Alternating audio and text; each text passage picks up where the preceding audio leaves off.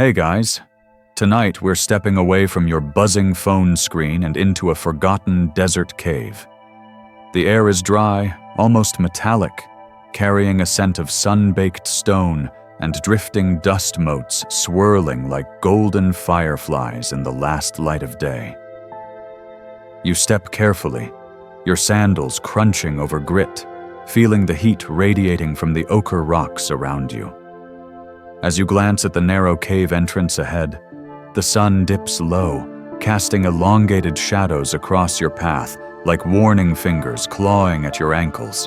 You swallow, feeling your throat rasp with thirst. The mouth of this cave looks unremarkable, a shallow dent in a cliff face, half hidden behind thorny shrubs. But inside, legend says 7 sleepers lie, 7 young men who defied their king's wrath, entered this very cavern, and never woke again, at least not for a while. You grip a jagged edge of stone and peer in, and a sudden chill brushes against your skin, raising goosebumps despite the heat behind you. You probably won't survive this in real life, between scorpions, hidden sinkholes, and a local shepherd wondering why you're trespassing on his goats' grazing land. So, before you get comfortable, take a moment to like the video and subscribe, but only if you genuinely enjoy what I do here. I'd love to know, where are you listening from tonight, and what time is it for you? Drop it in the comments so we can all feel slightly less alone on this spinning planet. Now, dim the lights, maybe turn on a fan for that soft background hum, and let's ease into tonight's journey together. You duck inside the cave, feeling rough stone snag at your robe's hem. At first, the darkness is suffocating, swallowing every trace of light until your eyes begin to adjust. Faint beams slip in through cracks above, illuminating dusty walls etched with claw marks, goat hooves, perhaps, or an ancient traveler's last desperate scramble out. The ground is strewn with fallen gravel, broken pottery shards, and a few smooth, round stones stacked in the corner by someone who once camped here, waiting out a sandstorm. Historians still argue whether the Cave of the Sleepers lay near Ephesus in modern-day Turkey, or perhaps in Jordan near Ammon, or Syria's Mount Kasiyun. Each site claims to be the place, complete with decaying bones and a signpost ready for your selfie stick. But tonight, you're not a tourist. You're an unseen witness, sliding quietly into a sacred story older than the Crusades, older than the Prophet Muhammad's migration, older than medieval Europe itself. Your foot catches on something. Looking down, you see a sun-bleached femur half buried in gravel. For a moment, your chest tightens with that familiar prickle of dread. Is this human, animal, or a forgotten offering to God? You kneel closer. Around it lies a ring of charred wood. Someone once lit a fire here, curling up in the warmth as hyenas prowled the rocks outside. You stand, brushing grit from your knee, and move deeper.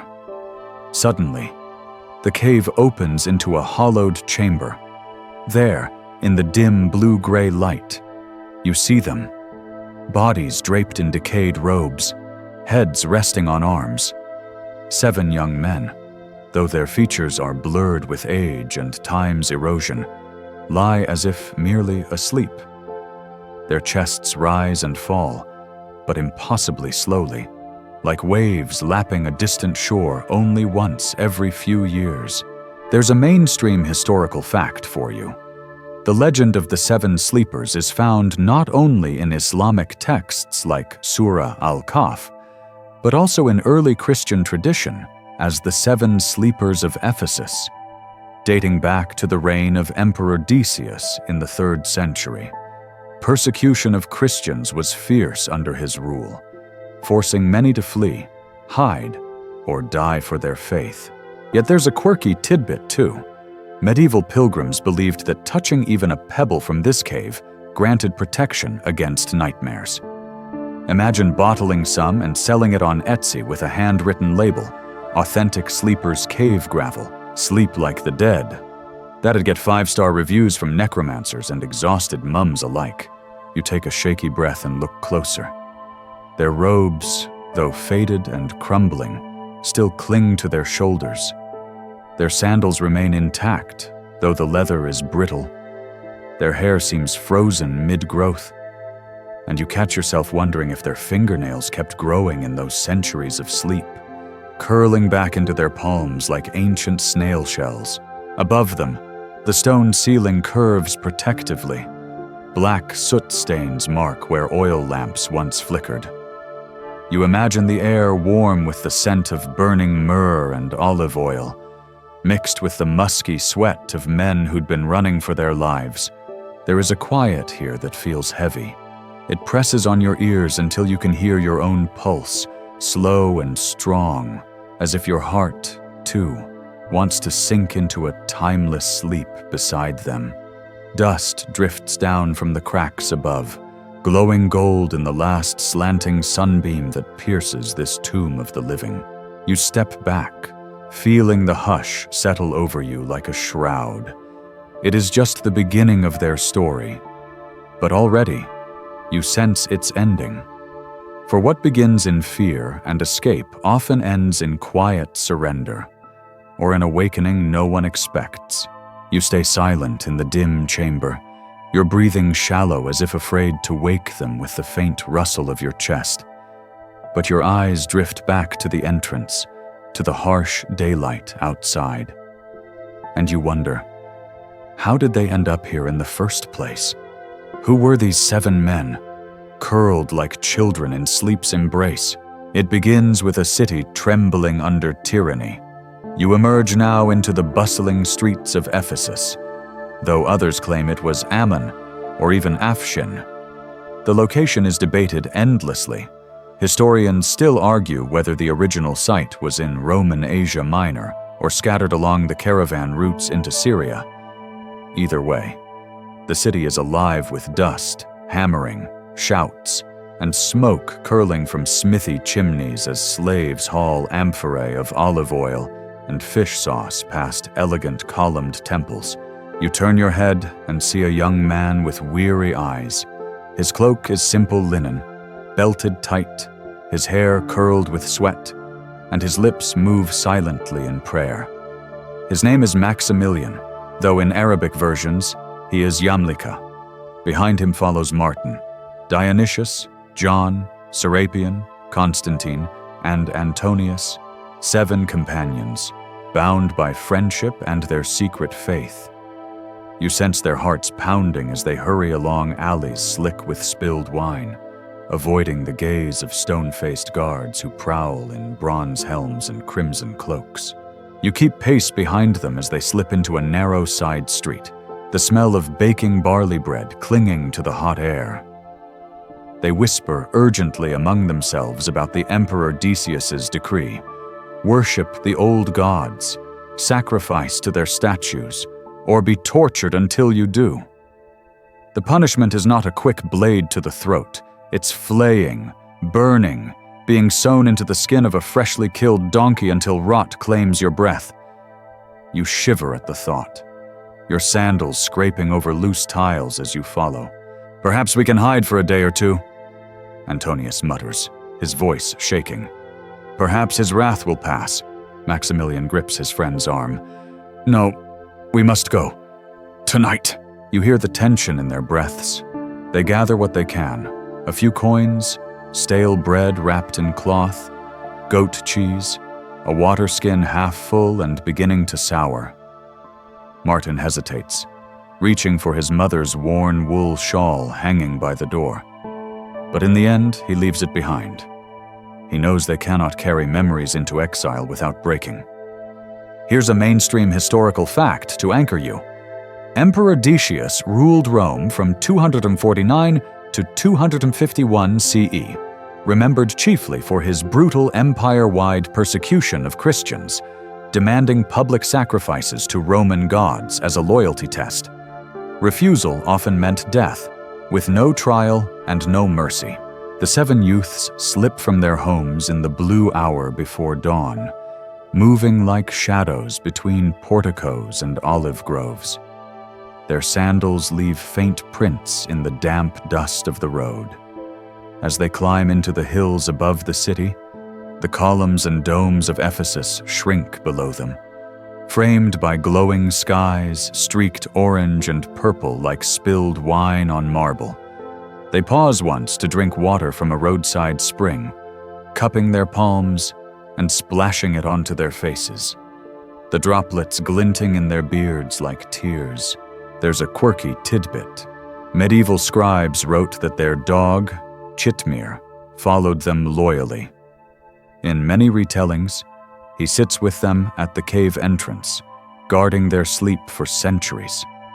Islamic traditions even say he will enter paradise alongside them. Imagine being the only dog guaranteed a VIP bed in heaven.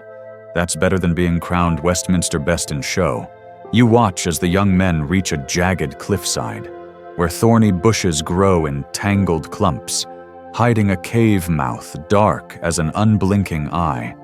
They push aside brambles, wincing at thorn pricks, and stoop to enter. Inside, the air is cool, tinged with mineral dampness and the faint ammonia tang of bats roosting in crevices far above. Martin collapses first, sinking to his knees as sobs shake his chest. John grips his shoulder, trying to hush him, but tears roll freely down each of their dusty faces.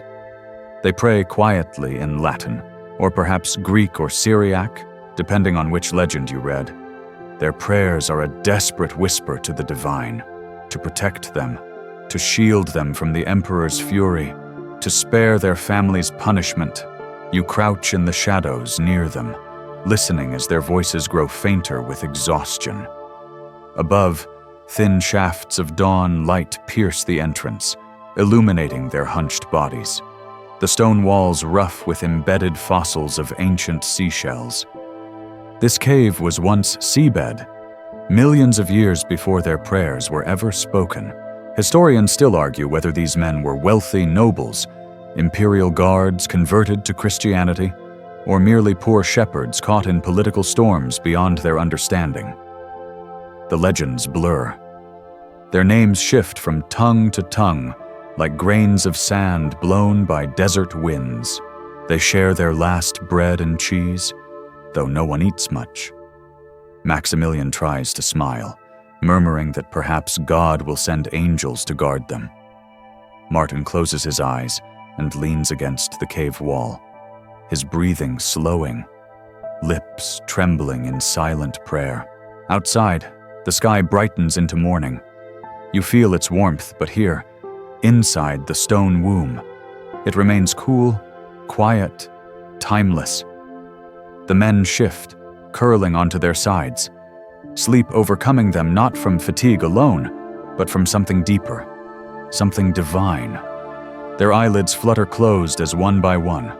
They slip away from fear and persecution into a slumber no mere mortal could interrupt. You shift your weight against the gritty floor, the chill seeping through your clothes, and gaze at these 7 figures. Their dog lies at their feet, tail curled around his nose, breathing softly. For a moment, all is utterly still, save for your own quiet heartbeat echoing in your ears. They came here to hide for a day. They will sleep for centuries.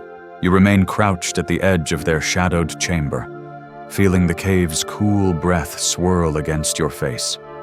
Outside, the sun climbs higher, chasing away the morning chill. But within these stone walls, time itself curls up and drifts away, leaving only silence and the slow, near imperceptible rhythm of sleeping breaths. At first, there is nothing remarkable. The 7 young men lie huddled on the rocky floor, robes tucked around their shoulders, sandals still strapped to their feet. Their dog, Chitmir, rests his head on his paws, ears twitching once before settling into utter stillness. You wait, expecting them to stir with hunger or fear. But minutes stretch into hours. Hours dissolve into days. Dust gathers along the seams of their clothing, and tiny cave spiders weave threads between their hair and the craggy walls. You watch in quiet dread as their bodies remain unchanged, No twitching in dream, no sighs of waking discomfort. Their chests rise and fall so slowly, you wonder if they breathe at all. The cave itself seems to cradle them, curling inward like cupped hands shielding a candle's flicker from the wind. Here is your mainstream historical fact for tonight. The story of the 7 sleepers appears in both Christian and Islamic tradition, with one of its earliest written records found in the writings of Jacob of Serach in the late 5th century CE, who described their sleep as a miracle demonstrating God's power over life, time, and death itself. As seasons pass outside, vines crawl up the cliffs, flowers bloom and wither, and shepherds drive bleating flocks past the hidden cave mouth, unaware of the miracle cocooned within. You see a little girl pause one spring morning, staring curiously at the thorny entrance before her mother calls her away. She runs off barefoot through the clover, leaving only a swirl of dust to drift back into the shadows. Historians still argue whether their sleep lasted exactly 309 years, as referenced in the Quran, or closer to 200, as recorded in early Christian manuscripts. Some say these were symbolic numbers, woven with mystical meanings, rather than earthly calendars. But you, sitting here with dust settling on your shoulders, hear each second tick by with aching slowness. Time here is not symbolic. It is a suffocating eternity curling around your bones. You lean against the cave wall, feeling the cool rock press into your spine. Your eyes wander to their dog, still curled peacefully. Medieval lore claimed that Kitmir's fur never decayed. In fact, there is a quirky tidbit for your dreams tonight. In Ottoman times, pilgrims visiting the supposed Cave of the Sleepers would leave coins, beads, or even small bones near a statue of the faithful dog, believing he would intercede for them in heaven as an honored guardian of saints. Centuries roll by. You imagine empires rising and falling beyond these cliffs. Roman banners once snapped in the desert wind, replaced by Byzantine crosses glinting under golden domes, later replaced again by the crescent moons of the early caliphates. Soldiers marched to drums. Kings and emperors plotted under mosaic ceilings. Entire populations shifted as new faiths, languages, and rulers swept across these lands. But here, nothing moves. The 7 sleepers remain untouched by conquest, plague, or famine. Their beards grow no longer, their fingernails remain short, their skin unwrinkled. They lie suspended in a breathless state, neither fully alive nor truly dead, their souls perhaps hovering somewhere between this world and whatever waits beyond. You reach out your hand to brush dust from Maximilian's robe, but your fingers pass through, a mere specter to their reality. You wonder what they dream in this unending sleep. Do they drift through memory, a mother's gentle singing, the smell of warm goat's milk at dawn, laughter by an olive grove? Or do they stand in radiant halls of angels, gazing at light too pure for mortal eyes? No one knows. Their minds remain sealed from earthly speculation.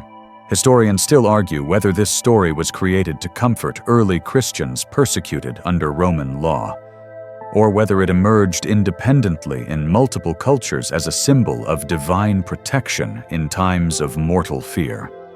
In any case, the cave remains a shrine not to death, but to survival, a paradox of living sleep.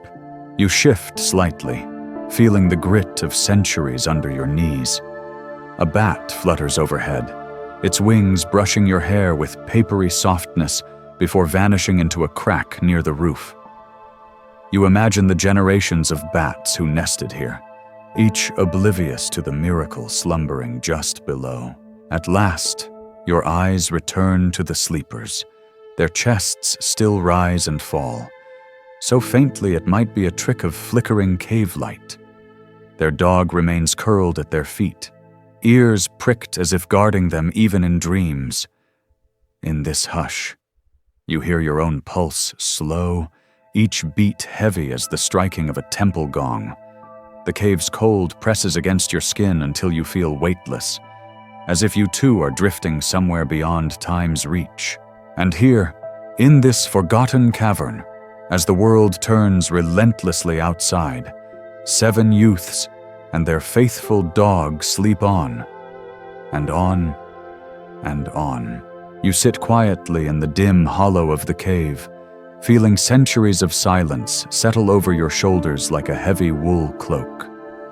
Outside, dawn after dawn has broken across the desert horizon, flooding rocky hills with pale gold before fading into blazing noon, then into evening's deep lavender. The world turns on its relentless axis, but within these stone walls, nothing changes. Yet tonight, you push yourself to stand, brushing gravel from your robe, and step toward the cave's mouth. As your eyes adjust to the blinding sun, a rush of hot, dry wind smacks your face, carrying scents of goat dung, thyme bushes, and distant wood smoke from some shepherd's early morning fire. You squint down the slope, and what you see makes your breath catch in your chest. Where once there was a scattering of squat stone huts hugging the hillsides, now stands an entirely different city. Marble columns gleam under the sun, topped with gilded capitals. Broad avenues paved with worn white stones cut across the urban sprawl like veins of frozen light. Domes of copper and gold rise above temple roofs, and minarets pierce the morning sky, calling the faithful to prayer. Time has not merely passed, it has leapt. Historians still argue whether the sleepers woke during the reign of Theodosius II in the 5th century CE, nearly 2 centuries after Emperor Decius's persecution, or whether later retellings extended their sleep even further to fit local beliefs. Either way, outside the cave, their world has become unrecognizable. You descend the slope, your sandals crunching over sun-baked scree. Merchants drive donkey carts laden with dates, almonds, and carved ivory combs. Veiled women carry pottery jars on their shoulders, balanced with a grace honed through generations. Soldiers in lamellar armor stand at crossroads, holding spears decorated with bronze wolf-head finials. You pause near a baker's stall where flatbreads blister over hot coals, the air fragrant with yeast, sesame, and burnt flour. As you watch, you realize that everything, language, dress, even the prayers drifting from an open mosque window, is different from the world the 7 youths once knew. Their empire is gone. Their persecutors are dust beneath unmarked stones, and yet people walk these streets unaware of the miracle sleeping just a short climb away. Here is a mainstream historical fact. The story of the 7 sleepers served as a profound demonstration of resurrection to early Christians, reinforcing belief in life after death at a time when martyrdom was a daily fear. For Muslims, their sleep is recounted in Surah Al-Kahf as a sign of Allah's power over time and protection of the faithful. You slip back up the rocky slope, heart pounding. In the cave, the 7 still sleep on, breathing shallow and even. Their dog's fur glows under the shifting morning light streaming in through cracks above. Dust motes dance around his ears like golden gnats. And then, so softly you almost miss it, one of the young men stirs. His eyelids flutter. Fingers twitch. His chest rises with a deeper inhale that rattles faintly in his throat. Slowly, he turns his head, the stiffened muscles creaking like a long-locked door. Beside him, Martin stirs too, brow furrowing as if waking from a heavy fever dream. One by one, they rouse, groaning softly, curling their stiff limbs, the sound of popping joints echoing in the cave like muffled firecrackers. There's a quirky tidbit for you. Medieval monks believed that during their sleep, their hair did not grow, but their hearts continued to beat so slowly that a single pulse might last an entire year. Imagine the cardiologist's confusion charting one beat per annum. Malpractice insurance wouldn't even cover that consultation.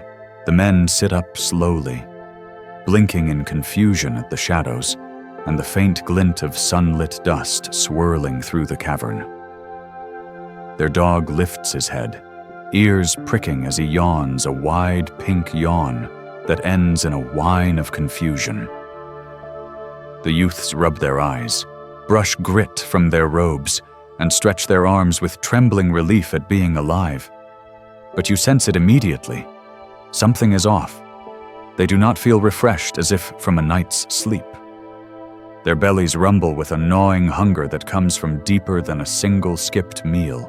Maximilian turns to Martin, voice hoarse as dry reeds. "Has the dawn come yet?" Martin squints at the crack of light above. I don't know," he whispers. "It feels wrong." They fumble for their water skin and stale bread, only to find both decayed to dust, crumbling in their hands. Confusion tightens their faces. Fear flickers in their eyes like a dying flame revived by a sudden breeze. You stand silent at the edge of the chamber, the scent of stone dust and old sweat thick in your nose. They glance around the cave, counting each other, each man's gaze flitting anxiously to ensure none were lost to the Emperor's men while they slept. Historians still argue whether their awakening was intended to demonstrate literal bodily resurrection or to symbolize the endurance of faith under oppression.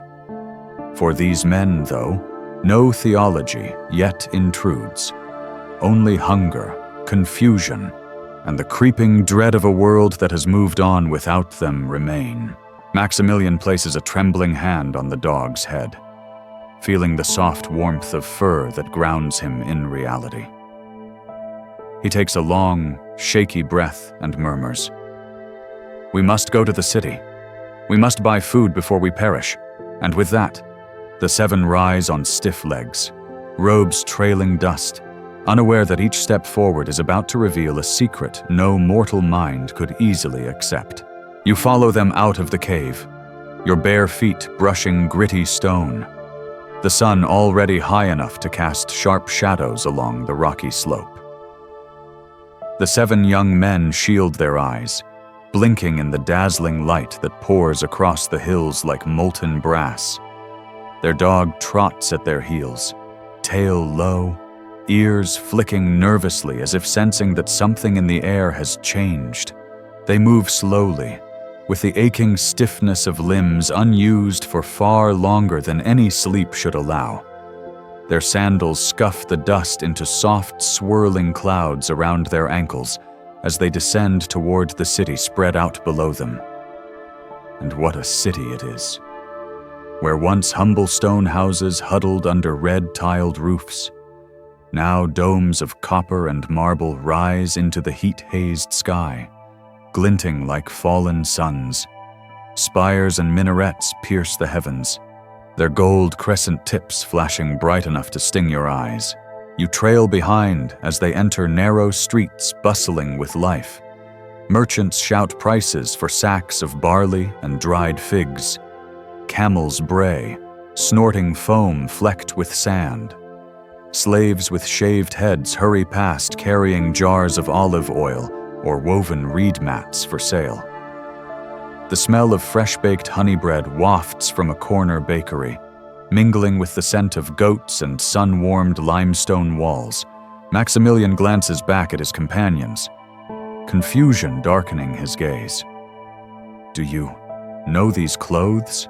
he whispers, staring at passing men dressed in long tunics belted with woven cords, some wearing turbans wound in styles he has never seen before. Martin shakes his head, eyes darting from window to window. "Perhaps traders from Persia," he mutters, though his voice quivers. "Or pilgrims from distant lands. They pass a temple, or what should have been a temple. Its columns still stand, though now they flank a broad wooden door carved with verses from the Quran in sweeping Arabic script. Above the lintel, instead of a marble idol, hangs a simple bronze crescent, glinting in the sun. You see their eyes widen in stunned silence. Here is your mainstream historical fact. After their sleep, legend says they awoke in the era of Theodosius II, who reigned from 408 to 450 CE, by which time Christianity had become the official religion of the Roman Empire, sweeping away the pagan persecution they once fled. But you notice something deeper in their eyes, fear mingled with dawning hope. For if this is truly the future, and their old enemies have fallen, perhaps their God has spared them for a purpose. They huddle near a shaded alcove, pulling out the single bronze coin they carry, worn smooth by countless prayers and sweaty palms. Maximilian presses it into Martin's hand, saying quietly, "Go, buy us bread before we faint with hunger." Martin nods and slips away toward a nearby bakery stall, where flatbreads blister on blackened clay ovens, their surfaces bubbling golden brown before being stacked in tall, fragrant piles. The baker, a thick-armed man with flour-dusted robes, squints at him, then frowns at the coin Martin holds out. "Where did you dig this up, boy?" The baker grunts, turning the coin over between his broad fingers. "It bears the face of Decius, and none have minted these since my grandfather's grandfather was dust." Martin swallows hard, glancing over his shoulder at his friends. "It is my father's old coin." He lies, voice thin as reeds. Historians still argue whether this coin truly bore Decius's face, or a later emperor's. Some suggest the legend arose from a misinterpretation of ancient currency hoards, unearthed by peasants. But tonight, you watch the baker's gaze harden with suspicion, his brows knitting into a thunderous knot. "Wait here," he orders, vanishing into the back room. Martin's chest tightens with dread. Around him, the city bustles unaware. Children chasing each other with shrill laughter, goats munching on wilted cabbage leaves by the gutter. A woman in a blue veil sits by the fountain, combing her daughter's long hair and picking out tiny lice, flicking them away with a practiced snap. There's a quirky tidbit for you. Medieval people often believed lice were spontaneous curses from sin rather than parasites. Some even sprinkled ash or powdered gold on their scalps to banish the demonic worms, though the only real effect was a much lighter coin purse. The baker returns with 2 guards clad in segmented bronze lamellar, swords strapped to their hips. Martin's breath catches. One guard snatches the coin and squints at it, his mustache twitching with confusion. The other seizes Martin by the arm, grip tight enough to bruise. "Where did you find this?" the guard demands, shaking him slightly. "Speak truth, boy, or be dragged before the magistrate." Terror shudders through Martin's chest. It is mine," he whispers. "I swear by God, it is mine. Please, I only want bread for my friends." But already, people are gathering, whispering behind hands, staring at his rough, unfamiliar robes, his dusty, sunburned face. The guards exchange wary glances. One mutters under his breath, "Fetch the bishop. This is sorcery or something worse." Martin's knees weaken as he is half dragged, half led toward the town's central square, where a carved marble fountain splashes crystalline water into shallow basins. The stone here is worn smooth by centuries of barefoot pilgrims rinsing dust from their feet. As he stumbles forward, Martin looks back toward the rocky hills beyond the city walls, praying his friends will have the courage to follow. And you, unseen among the crowd, feel your pulse quicken with a dawning sense that their miraculous sleep has become not merely a private wonder, but a public revelation about to shake the city to its foundations. You move through the crowd like a drifting shadow, silent and unnoticed as Martin is marched through the busy square. His hands tremble, clutching the folds of his dusty robe, his eyes wide and searching for his companions. Behind him, the two guards keep their grips firm on his arms, while townsfolk murmur and point, their voices rising in confused curiosity. "Where did he come from?" An old woman whispers to her neighbor, shaking her veiled head. "Did you see his coin?" Another man hisses, scratching his beard flecked with flower dust. Decius's reign ended centuries ago. Centuries. Martin staggers as the guards shove him forward. His sandals slap the worn flagstones, past vendors calling out prices for saffron, glass beads, and hammered copper lamps that wink in the morning sun. At the square's far end stands a tall, arched doorway framed in carved marble, topped by a bronze cross, burnished bright from generations of pilgrims reaching up to touch it in reverence. Here is your mainstream historical fact.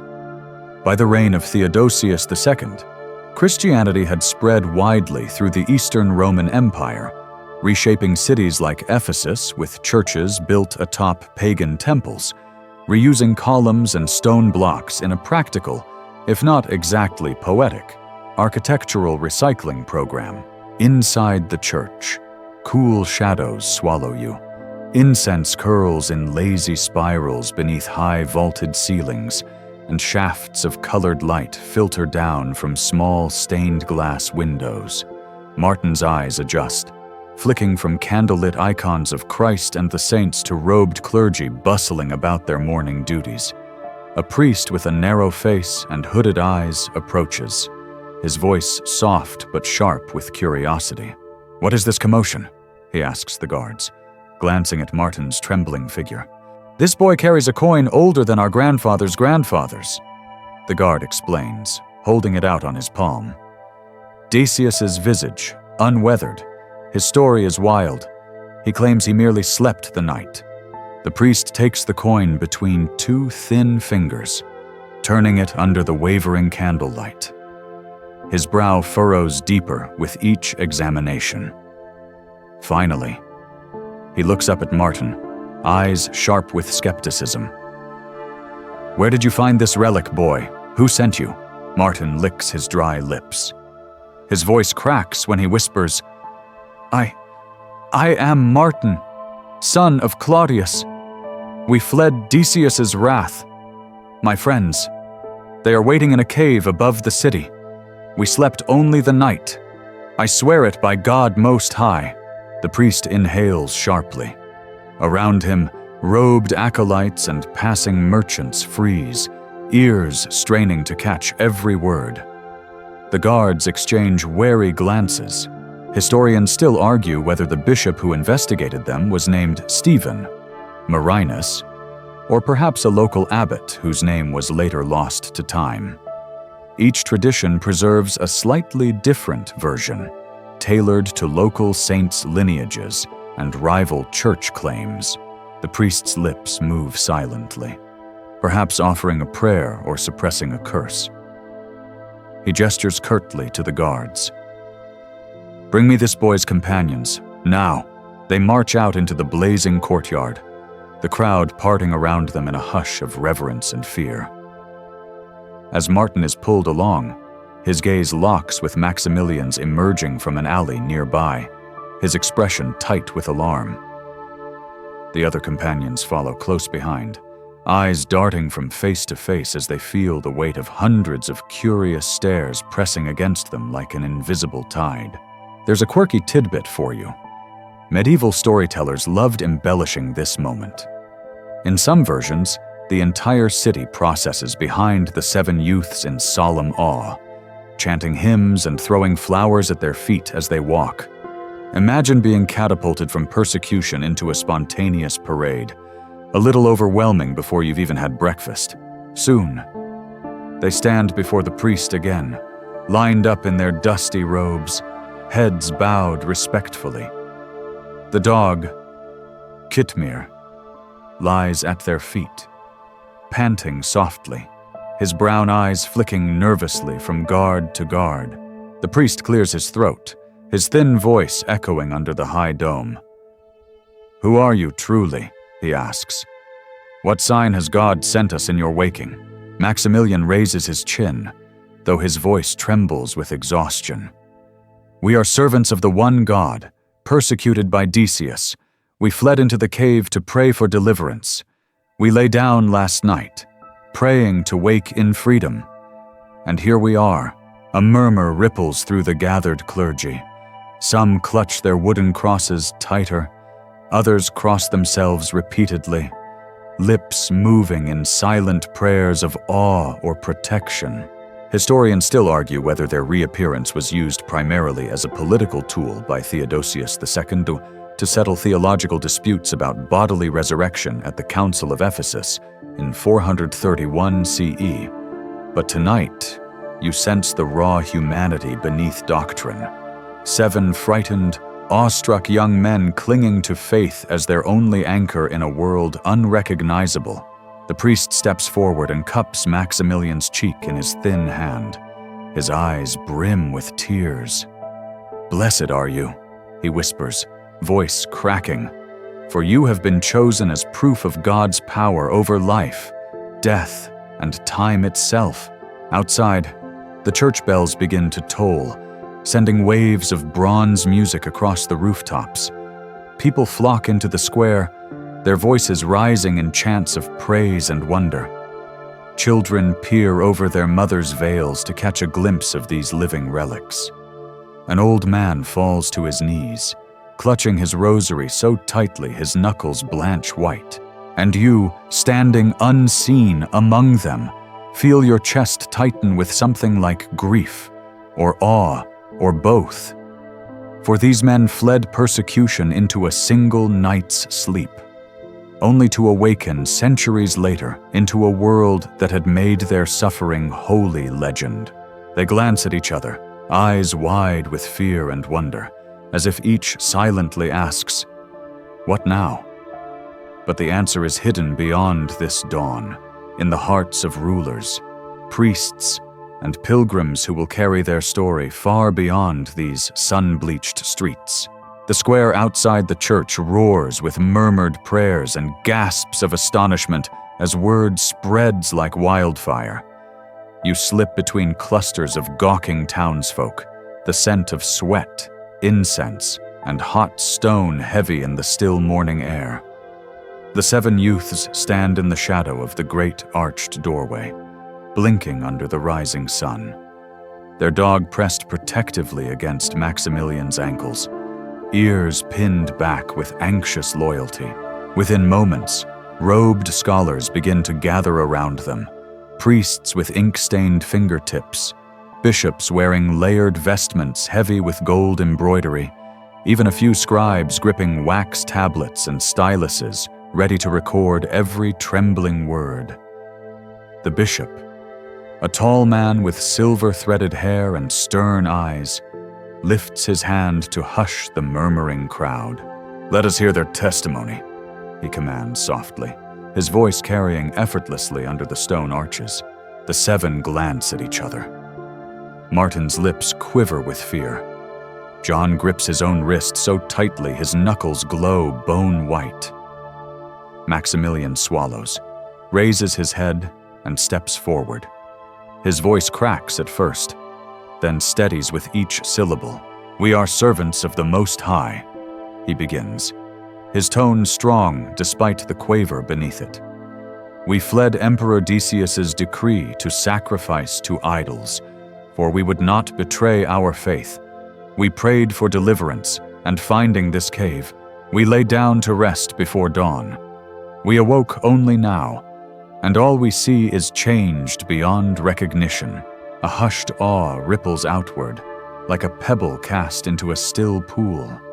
Some townsfolk weep openly, others stare at the ground, lips moving in silent prayers of wonder or fear. Here is your mainstream historical fact. In Christian tradition, this moment was recorded by Jacob of Serug and later Gregory of Tours as proof of bodily resurrection.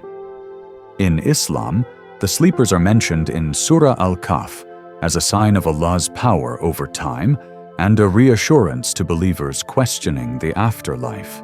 The bishop closes his eyes and breathes deeply, as if steadying himself against the weight of a miracle made flesh before him. Historians still argue whether your tale is literal or symbolic, he murmurs, opening his eyes again to fix each of them with a piercing gaze. But here you stand, neither myth nor vision. Maximilian lowers his eyes humbly. We are unworthy, my lord. We ask only for bread to ease our hunger, and permission to return to the cave to rest. His words hang in the silence like drifting motes of incense smoke. The bishop steps closer, close enough that you smell the faint tang of old sweat beneath his fragrant oils. Rest, yes, he whispers, for your story has become larger than yourselves. There's a quirky tidbit for your drifting thoughts tonight. In medieval Europe, relics said to come from the sleeper's cave, dust, stones, or even fragments of old cloth, were sold to pilgrims seeking protection from storms, plagues, and nightmares. Imagine waking at 3 to a thunderclap, fumbling under your pillow for a crumb of miracle-infused cave dust as your medieval insurance policy. The bishop turns to his retinue. Send messengers to the emperor. He must hear of this sign. Within minutes, acolytes in brown wool robes rush off down the marble steps and into the bustling city.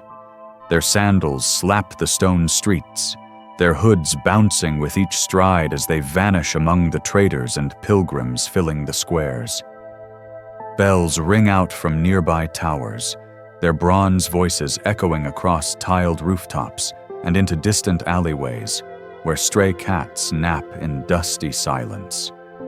The youths stand in a tight circle, pressed shoulder to shoulder for comfort.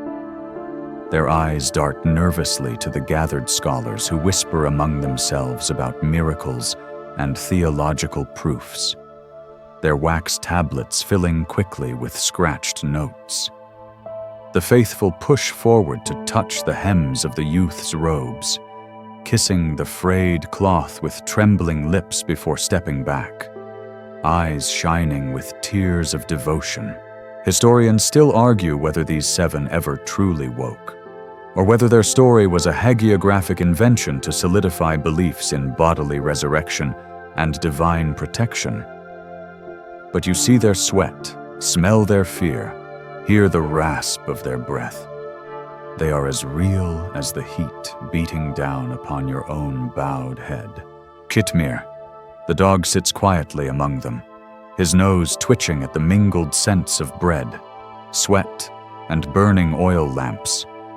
His brown eyes flick back and forth, alert but calm, as if knowing his duty, to watch over these men through every era, every terror, every sleep, at last. The bishop lifts his arms. Return to your cave for now, he declares in a trembling voice that nonetheless rings with authority. Rest in peace until the emperor himself comes to see you. Your story shall change the faith of many. The guards part to let them pass. The crowd watches in silent reverence as the 7 turn back toward the hills, their robes brushing the dusty ground, sandals slapping lightly against their calloused heels. Maximilian walks first, eyes cast down in humble exhaustion. Behind him, Martin grips John's arm for balance, knees wobbling from hunger and shock. And you, silent as ever, drift behind them up the rocky slope under the blazing noon sun. Your shadow lengthens across the gravel-strewn path as you follow their faltering footsteps, back toward the cave where centuries of sleep await them once more. They do not speak as they climb. Words are unnecessary now. The world has moved beyond their imagining. Yet within this cave, time bends to cradle them in silent darkness once again. You follow them up the winding rocky path, your bare feet brushing loose gravel that trickles down behind you in tiny cascades. The sun is at its harshest now, glaring down from a sky so pale it seems drained of all color, bleaching the hillsides to white stone and ochre dust. The 7 young men walk in silence, their sandals scraping the ground, their dog trotting close with his tail low, ears flicking to catch every rustle of wind in the thorn bushes. As they reach the cave mouth once more, they pause, turning to gaze down at the city sprawling below them. The copper domes glint under the noon sun. Smoke rises in lazy spirals from kitchens and smithies, and distant bells toll softly, carried on heat-shimmering air. Maximilian's shoulders sag with exhaustion. His eyes scan the skyline of towers, spires, and tiled roofs, taking in a world that has outgrown him in silence. Martin stands beside him, wiping sweat from his brow with trembling fingers. "Will we sleep again?" John asks in a whisper barely audible over the sighing wind. Maximilian does not answer. He simply turns, stoops under the cave's jagged entrance, and steps back into the blessed cool of its shadows. One by one, his friends follow, their movements heavy, like men already half submerged in dreams. The last to enter is their dog, Chitmir, who pauses to glance over his shoulder. Brown eyes solemn as if committing the sunlit world to memory before slipping into darkness. Inside, the air is cool and damp. Their sandals slap softly on the stone floor as they move to the familiar spots where they once lay. Dust puffs up with each step, settling back over their footprints like a shroud. They sink to their knees, robes pooling around their ankles, and fold themselves down onto the rocky floor with a resigned grace that breaks your heart to watch. Here is your mainstream historical fact. The Byzantine Emperor Theodosius II, upon hearing of their waking, is said to have traveled personally to the cave to speak with them. Legends tell that he wept openly, praising God for granting such a sign to end doctrinal disputes about bodily resurrection that troubled his councils. You drift closer as Maximilian turns onto his side, tucking his arm under his head. His breathing slows, deepens, becomes so faint it is barely there at all. Beside him, Martin curls his knees up to his chest, lips moving silently in what might be prayer or a final whispered memory of home. Historians still argue whether they died immediately upon their return to the cave or slipped back into supernatural slumber. Some versions say God granted them peaceful death as a reward for their unwavering faith. Others claim they remain there still, sleeping until the day of judgment. Tonight, you see only the tender truth of exhaustion in their shuddering eyes. There's a quirky tidbit to tuck into your sleepy thoughts. Medieval pilgrims visiting the Cave of the Sleepers would scrape flakes of stone from its walls to carry home in tiny cloth pouches, believing these fragments could cure fever, protect infants from evil spirits, or ensure restful sleep unmarred by demonic dreams. Imagine a medieval mother sprinkling cave dust into her baby's cradle like celestial talcum powder. The cave grows darker as the sun swings westward. Outside, cicadas drone their endless electric whine. Inside, silence stretches deep and heavy, filled only by the faint echo of your own slowing breath. You watch as the men lie still, their chests rising and falling in an almost imperceptible rhythm, their features softening into expressions of absolute peace. Chitmir pads between them, sniffing each sleeping face with gentle snuffles before circling 3 times and curling up at Maximilian's feet. His tail drapes over his nose, ears flick once, twice, then fall still.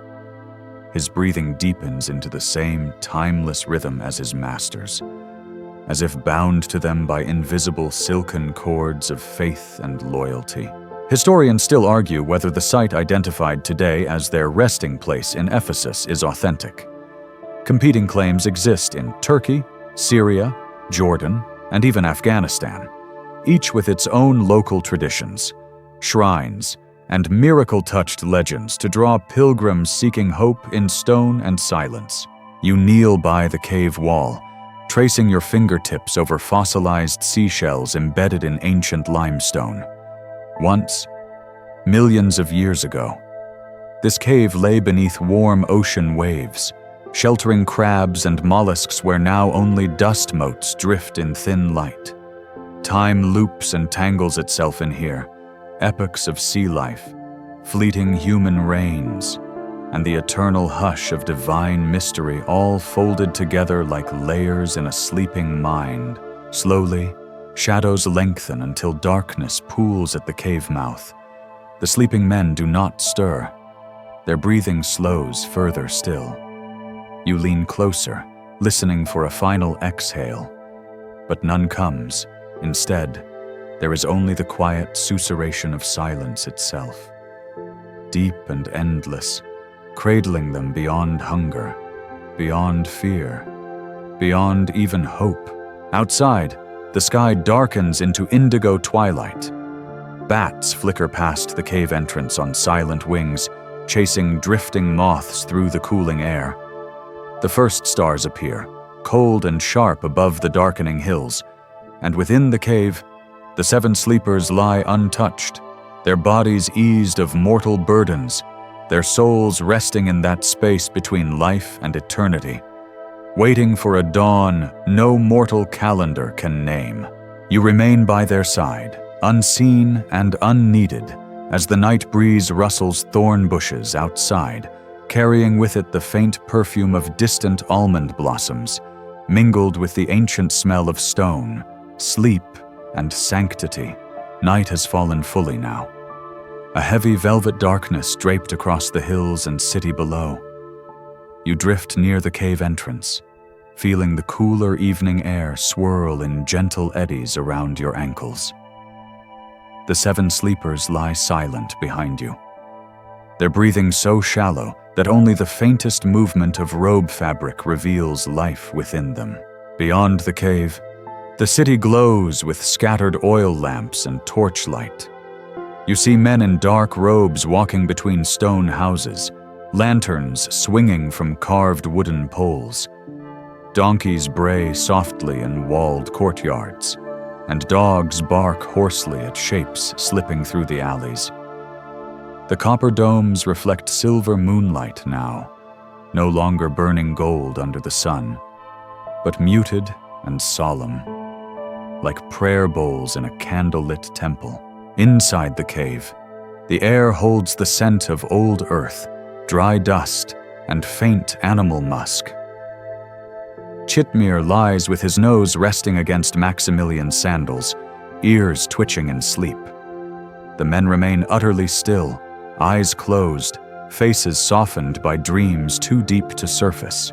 Here is your mainstream historical fact. In Islamic tradition, Surah Al-Kahf tells their story to emphasize God's mercy, protection, and control over time itself.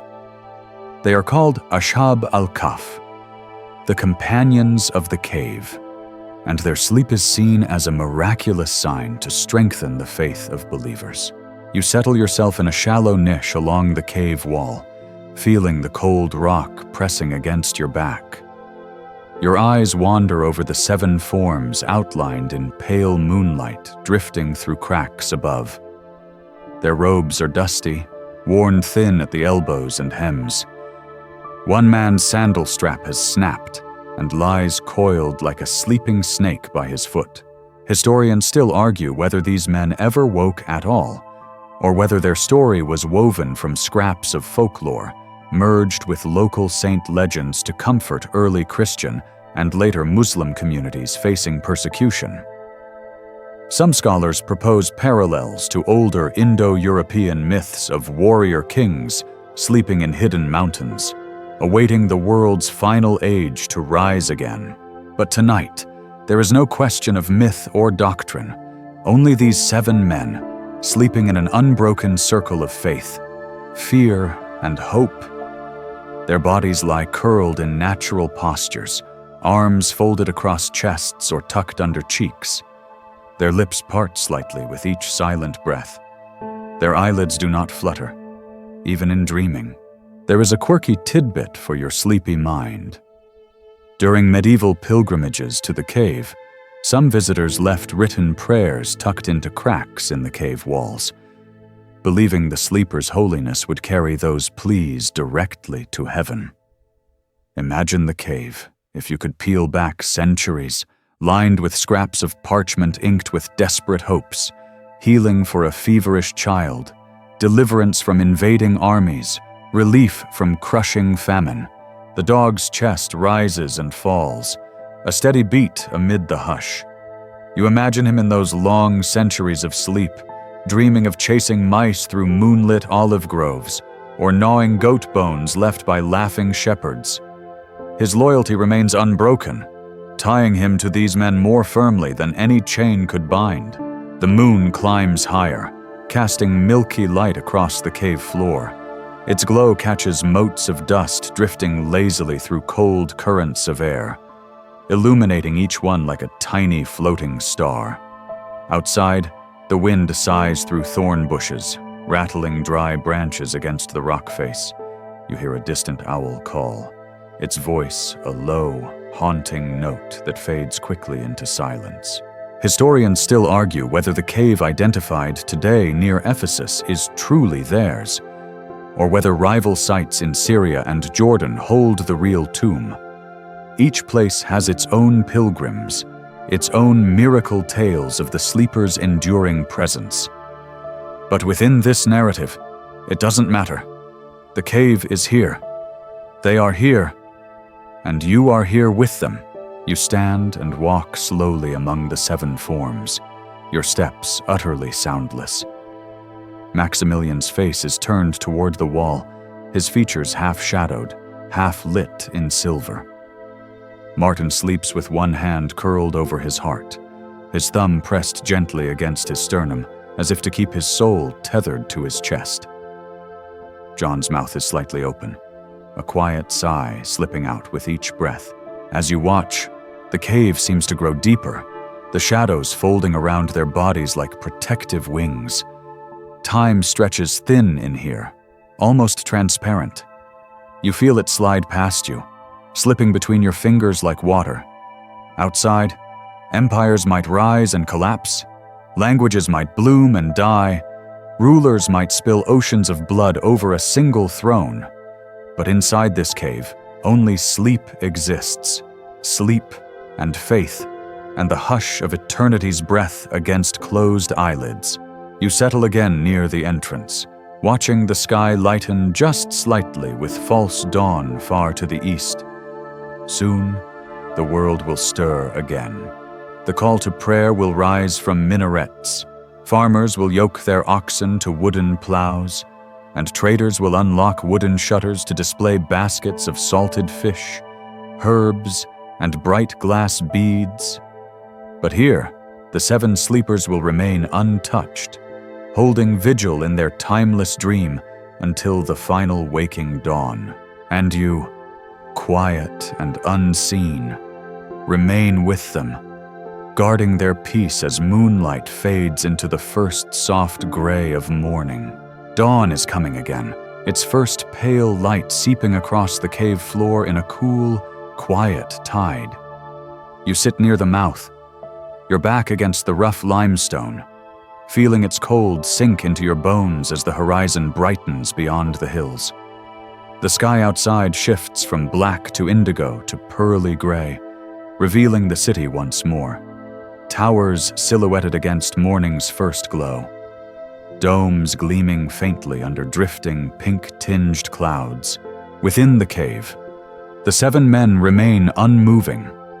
Their breathing is so shallow you could believe they have crossed into death's still kingdom.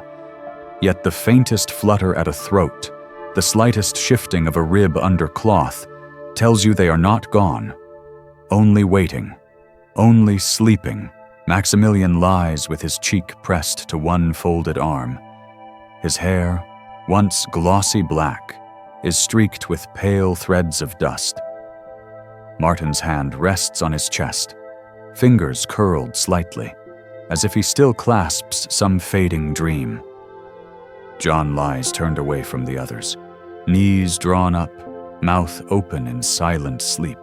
The dog, Kitmir, lies sprawled across two pairs of dusty sandals, his chest rising and falling in slow rhythm, ears occasionally flicking at ghost noises of dreams, imagined birds, rustling bushes, or companions calling his name through remembered olive groves. Here is your mainstream historical fact. The legend of the sleepers spread rapidly beyond Byzantium, reaching medieval Western Europe, where they were incorporated into saints' calendars under the Feast of the Seven Sleepers of Ephesus. Traditionally commemorated on July 27th in Catholic tradition, historians still argue whether such feasts were adopted to integrate local folk tales into official doctrine or to provide universal miracle stories transcending linguistic and cultural barriers. But here, in this quiet cave, no scholarly debate reaches them. Only dawnlight, brushing their dusty robes with ghostly radiance. You watch as a shaft of gold light angles through a crack in the cave roof, illuminating Maximilian's face. For a moment he seems almost awake, lashes glinting, lips parted, brow smoothed of all worry lines. But he does not stir. None of them do. There is a quirky tidbit for your final drifting thoughts tonight. Medieval chroniclers claimed that when the sleepers awoke and spoke to Theodosius II, their words sounded ancient and formal, like hearing Shakespearean English today. Imagine needing a translator to understand someone who claims they slept only one night in your city. Outside, the city begins to stir. Roosters crow from clay-tiled rooftops. Bells ring for dawn prayers, their chimes soft at first, then growing louder as more towers join in the morning chorus. The scent of baking flatbread drifts up the hillside on a faint breeze. Traders unbolt heavy wooden shutters and sweep dust from their thresholds, ready to hawk their goods to passing pilgrims and farmers. Children run barefoot down narrow lanes, chasing each other with shrill laughter, unaware of the miracle sleeping just above their waking world. Historians still argue whether the sleepers died peacefully upon returning to their cave, as recorded by Jacob of Serach, or whether they entered a timeless slumber until the day of resurrection, as taught in Islamic tradition. Some theologians insist they never died at all, but were taken up body and soul into divine protection. But here, as you sit in the fading shadows of night, you see only 7 exhausted youths resting in faith beyond fear, their bodies curled like petals closed against the coming day, waiting for a dawn no mortal sun can bring. The breeze sighs softly through thorn bushes outside, carrying the faint perfume of thyme, wild sage, and sun-warmed stone. Light continues to fill the cave, glowing on dusty robes, warming cold fingers curled in sleep. Chitmir's ears twitch once more, then settle still, and now you feel your own eyelids grow heavy, the hush of the cave wrapping around you like a wool blanket. The world outside brightens, alive with voices, footsteps, and jangling harness bells, but in here, nothing stirs. The 7 remain untouched, their faith bound in silence, their dreams stretching across centuries like bridges of light. Slowly, the morning settles into its rhythms outside, but within this cave, only peace reigns. You watch the sleeping forms, feeling your own breath ease into their timeless cadence. Each inhale comes longer, deeper, like a tide smoothing the shore, drawing away every worry, every flickering anxious thought, leaving only quiet sand beneath a vast and patient sky. You imagine lying down beside them, the stone cool against your cheek, the scent of dust and old earth soothing as a lullaby. The dim light softens into a gentle haze around you, blurring the cave's walls, blurring time itself, until you are no longer certain where you end and silence begins. Your breath slows further, your limbs grow heavy and warm. The hush of the cave enfolds you like dark wings, protecting you from noise, from dawn, from everything but sleep's silent cradle. Outside, the sun rises higher, gold and bright, but within these walls, shadows remain soft and forgiving, and as your eyes finally close, you imagine Kitmir's tail flicking against your leg, a final blessing before dreams pull you down to join the sleepers in their eternal peace, resting in faith beyond fear, beyond time, beyond even the sunrise.